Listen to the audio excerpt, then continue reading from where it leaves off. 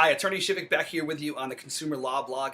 Until recently, Massachusetts followed the long-standing rule that a landlord is not liable to a tenant who suffers losses at the hands of a criminal third party. So if you suffered a break-in for the longest time, a tenant can't recover from the landlord for this. However, recent policy views have shifted and made it so that the landlord in certain circumstances may be liable to the tenant where there's inadequate security and a causal connection between that inadequate security, the criminal conduct, and the losses suffered by the tenant. So you have to prove what's called causation in addition to the inadequate security measures, which is an additional element, that wouldn't normally have to be shown here. But if you look at Mass General Law, Chapter 143R, it spells out that landlords who have apartment buildings with a main entrance that leads to 3 or more apartments must have an automatic locking and closing system, so the door has to close on its own and lock, or otherwise they're not in compliance with that law. There are some exceptions, but for the most part, it's got to close and lock on its own. So if it doesn't, say if the striker plate's missing, as it was in one case where I recovered for a client who had suffered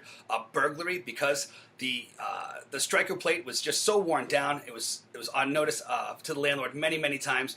People had been in the common areas just kind of rummaging around for cans and that kind of a thing. It was a very well-known thing that this striker plate didn't work, and eventually it led to my client being burgled in that circumstance. So he was in violation of Mass General Law, Chapter 143R. So, it pushed that extra element of causation and some substantial contributing factor of the landlord's inadequate security system onto liability for him past what it used to be for the longest time ever. So nowadays, you can actually hold the landlord liable for losses that may have been suffered at the hands of a criminal third party in certain circumstances. But you have to show that extra element.